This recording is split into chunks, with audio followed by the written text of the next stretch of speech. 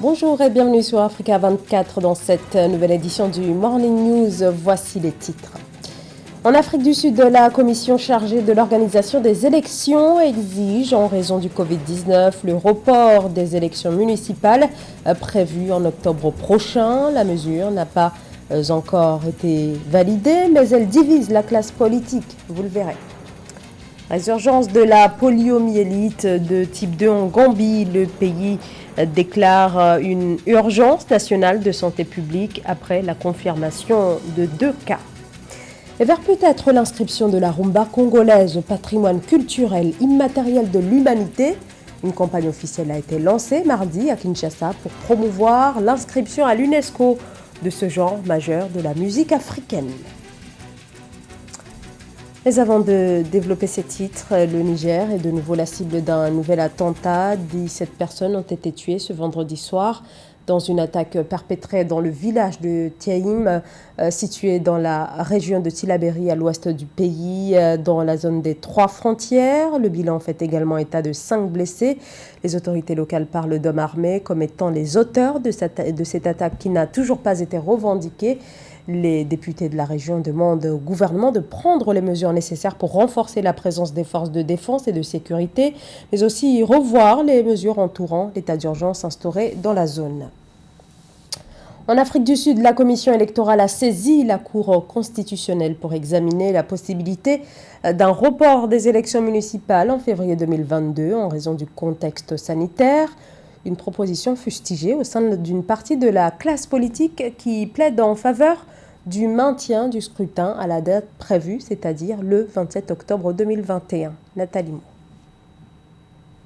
La Commission électorale indépendante de l'Afrique du Sud souhaite le report des élections municipales prévues le 27 octobre 2021. L'organe électoral sud-africain estime qu'une élection libre et équitable ne peut se tenir avant février 2022 dans le pays. Pour cause, seuls quelques partis politiques ont les moyens d'organiser des campagnes électorales par voie électronique. La Commission électorale sud-africaine craint l'illégitimité du vote. Les élections risquent d'être annulées et en fait, si elles ne sont pas libres et équitables, elles sont inconstitutionnelles et doivent être annulées. Mais les conséquences ne se limiteraient pas au juridique, elles auraient aussi des conséquences sociales et politiques. Si les élections ne sont pas libres et équitables, elles n'auront aucune crédibilité. La société ne respecterait pas le résultat. Les partis politiques s'opposent au report des élections à 2 mois de la tenue du scrutin, une décision anticonstitutionnelle de leur avis, alors que la commission électorale a saisi la Cour constitutionnelle pour examiner son recours. Les formations politiques d'Afrique du Sud réagissent. Elles indiquent que seul le Parlement a vocation à amender la Constitution. Nous ferions une grave erreur si nous permettons à la Cour constitutionnelle de dicter quand et comment la Constitution peut être amendée. De plus, l'administration locale est en crise, donc nous devons maintenir le scrutin pour que la population choisisse ses dirigeants.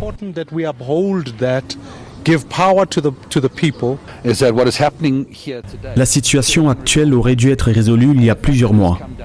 Le fait que la Cour constitutionnelle soit saisie à 2 mois du vote implique que de toutes les manières, le peuple sud-africain sortira perdant de ce processus.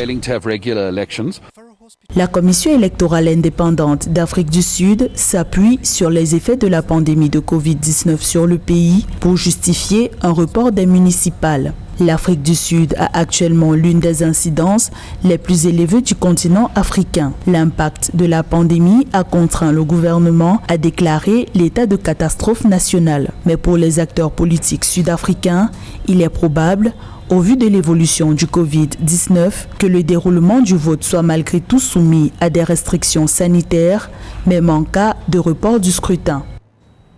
Dans le reste de l'actualité, en République démocratique du Congo, le militant de la Lucha, Parfait Mouani, est officiellement renvoyé devant la justice. Décision annoncée ce vendredi. Parfait Mouani est détenu depuis le mois de juillet 2021 suite aux allégations de la Lucha, selon lesquelles des responsables de la fondation de la première dame Denise Tshisekedi auraient détourné une partie des dons destinés aux sinistrés de l'éruption du volcan Nyiragongo. La fondation a ensuite porté plainte. Les avocats de Parfait Mouani attendent à présent la fixation de la date de l'audience devant la justice. Au Maroc, le roi Mohamed VI a dénoncé vendredi dans un discours des attaques méthodiques contre son pays de la part de certains pays et d'organisations qu'il n'a pas nommées. Mais ce discours prononcé à l'occasion du 68e anniversaire de la Révolution du roi et du peuple intervient en plein scandale Pegasus, affaire dans laquelle le royaume est accusé d'avoir utilisé le logiciel d'espionnage conçu par une société israélienne. Des allégations démenties par le Maroc. Écoutez, le roi Mohamed VI, c'était ce vendredi. Le Maroc, au même titre que certains pays au Maghreb arabe, fait face à une agression délibérée et préméditée. Dans le même esprit, les artisans de ce travail de sape ont orchestré une vaste campagne de dénigrement à l'encontre de nos institutions sécuritaires. Ils tentent ainsi de porter un coup à leur niveau de maîtrise élevé et à leur efficacité à préserver la sécurité et la stabilité du Maroc. Ils cherchent par là même à jeter une ombre sur l'effort d'appui et de coordination qu'elles assurent au bénéfice de notre environnement régional et international, et ce, de l'aveu même de quelques-uns de ces pays. Mais à toute chose, malheur est bon. Par leur menée, les ennemis de notre intégrité territoriale ne font que renforcer la foi et l'engagement déterminé des Marocains à défendre sans relâche la patrie et ses intérêts supérieurs. À ce propos, nous affirmons être déterminés à maintenir résolument le cap, n'en déplaise aux adversaires agacés et aux envieux consumés par la haine vouée à notre pays. Les ambitions des services postaux en Tunisie, des services face aux défis de la digitalisation, des défis exposés notamment au congrès de l'Union postale universelle qui se tient actuellement en Côte d'Ivoire. La Tunisie est l'un des pays qui participe à cet événement. Amen Edji. La Poste tunisienne offre une diversité de services aux populations pour répondre à leurs besoins. En tant que pays membre ayant intégré l'Union postale universelle le 1er juillet 1888, ses attentes sont grandes à l'issue de ce 27e congrès mondial qui se tient à Abidjan en Côte d'Ivoire. Elle touche en effet de grands axes stratégiques que sont le développement des relais de croissance et l'accélération du commerce électronique avec à long terme la mise en place d'une future banque postale rêvée depuis 2004. En plus de la densité physique du réseau de la Poste tunisienne, on compte de plus en plus sur les canaux digitaux pour faciliter l'accès du citoyen aux services de la Poste, que ce soit les services postaux ou bien les services financiers. Donc les services postaux, c'est le volet traçabilité ou bien la commande, par exemple sur le produit, je rappelle MyPost, tu peux même ouvrir le compte courant postal sans même remplir le formulaire. Simplement, tu introduis tes données. Même la signature, ça se fait donc sur le mobile. Donc on a adopté cette logique-là pour donc avoir une complémentarité entre le réseau physique et le canal digital. Le Postal Development Report 2019, présenté par l'Union postale universelle, a attribué à la Poste tunisienne le prix du meilleur opérateur postal à l'échelle africaine et arabe et la classe au 47e rang mondial sur 175 pays. La Tunisie gagne ainsi 2 places par rapport à 2018. Une performance due à sa réelle implication dans la promotion de l'inclusion financière. Je rebondis sur le sujet de l'ouverture du secteur postal aux acteurs privés. C'est qu'on doit avoir une logique de partenariat avec ces acteurs-là. Parce que si on regarde, par exemple, le secteur du commerce électronique, il est détenu à 80% par Amazon, Alibaba et les autres grands géants mondiaux.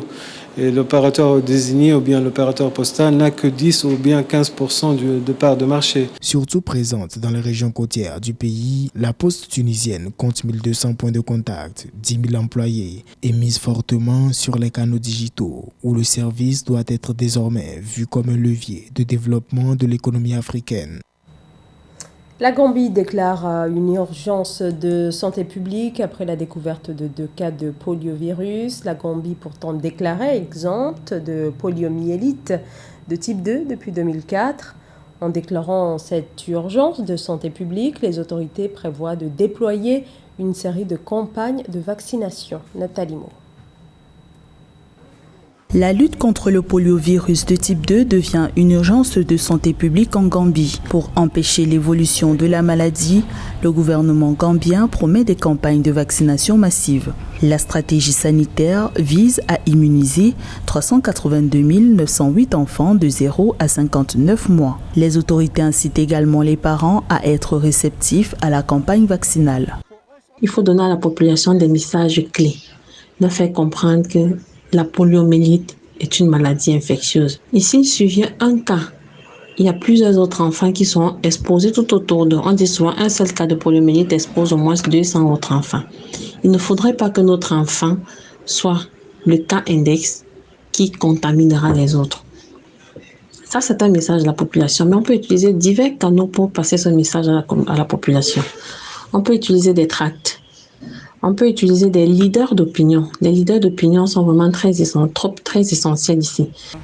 Dans un communiqué le 18 août 2021, le ministre de la Santé publique, Amadou Lamine Samaté, a déclaré que des échantillons prélevés dans les eaux usées de la capitale Banjul et de la station balnéaire de Kotou avaient été testés positifs au poliovirus de type 2. Les autorités gambiennes assurent avoir amélioré le système de surveillance afin d'augmenter la sensibilité et la qualité dans le suivi des cas de polio en circulation. Il y a une surveillance qui est très importante, la surveillance active. Là, le personnel de surveillance de santé publique qui a été désigné est impliqué directement dans la détection des cas. Il n'attend pas comme dans la surveillance active, passive. C'est lui qui est impliqué. Il va dans les registres, il recherche des cas selon les signes et symptômes, des cas qui pourraient ressembler, qui pourraient concorder avec la définition d'un cas de paralysie flasque aiguë. Ils recherchent ces cas, ils appellent, ils essaient d'avoir l'évolution de ces personnes. C'est ça, ils font une recherche active dans les registres. Ils peuvent également aller dans la communauté, organiser des mini-campagnes dans la communauté, informer les leaders d'opinion dans la communauté pour pouvoir rechercher ces cas, aller vers les thérapeutes. La Gambie avait été déclarée exempte de polio en 2004. En août 2020, l'Organisation mondiale de la santé a déclaré les 47 pays de sa région Afrique libres du poliovirus sauvage après 4 ans sans nouveau cas. La polio est une maladie infectieuse causée par un virus qui infecte le système nerveux et peut entraîner une paralysie irréversible. Une campagne officielle a été lancée dans la capitale congolaise, Kinshasa, afin de promouvoir l'inscription de la rumba congolaise au patrimoine culturel immatériel de l'humanité de l'UNESCO. Une inscription convoitée 5 ans après que la version cubaine de la rumba ait été admise au patrimoine mondial. Jacques Mboka. La rumba, une identité congolaise en quête de reconnaissance. Cette musique, portée au niveau continental par des grands noms de la musique congolaise, Grand Calais, Tabouley, Rochero, Papa Wemba, d'heureuse mémoire, Kofi Olomide, pour ne citer que ceux-là, voudrait s'inscrire dans le patrimoine immatériel de l'UNESCO. C'est dans cette optique qu'une campagne a été lancée à Kinshasa le mardi 18 août 2021. Donc c'est la preuve que nous sommes tenaces, nous persévérons afin que le monde reconnaisse que la rumba est un élément culturel de taille et que pour cela l'UNESCO devrait accepter cela parmi les patrimoines immatériels.